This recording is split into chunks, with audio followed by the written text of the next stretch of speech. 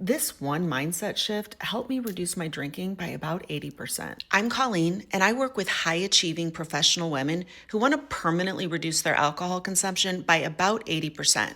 You don't have to quit. I used to think that having a high tolerance meant that I was genetically superior with stellar liver functioning. But what it actually means is that your brain has learned to compensate for the depressive effects of alcohol so that you don't get so relaxed that you forget to breathe. And the way it does that is by releasing cortisol and adrenaline and norepinephrine. That's why you wake up in the middle of the night once the buzz wears off. And your cortisol levels can remain jacked up for days. That's why you feel more stress and anxiety and apathy. And it gets worse. Having a high tolerance also means that your baseline levels of dopamine are low. That's why you crave alcohol, because alcohol spikes your dopamine up to 10 times higher than other activities. The more you drink, the more you're blowing through your dopamine reserves, leaving you less dopamine for everything else. And that's why it feels so hard to resist the urge to drink, because your cortisol levels are through the roof and your dopamine levels are in the basement. And your brain has learned that the fastest and easiest way to solve that problem is to have some alcohol, which means you're not actually drinking because you just love to get drunk.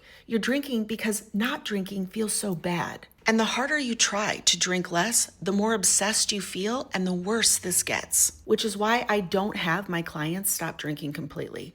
Because removing the one thing that gives you a sense of relief can send you into a tailspin. And I will be honest up front, my approach doesn't work for everybody. For some people, it is just easier to remove alcohol from their life completely. But if you're willing to do the work to lower your stress levels and tell yourself the truth about what you really want, you have to learn how to rewire your neural pathways and regulate your nervous system and process all of the emotions that you've just been stuffing down. Instead of seeing yourself as some hot mess who can't stop drinking once you start, you have to become the version of you who feels unfuckwithable, who sets good boundaries and actually prioritizes taking care of herself. And that doesn't happen overnight. There's a lot to unpack, but all I gotta say is that it's also a lot of work to live the way you're living. Life is a struggle, and you gotta choose your hard. If you're ready to put this behind you once and for all and step into the version of you who's living the life you deserve, click the link in my bio and apply for a discovery call.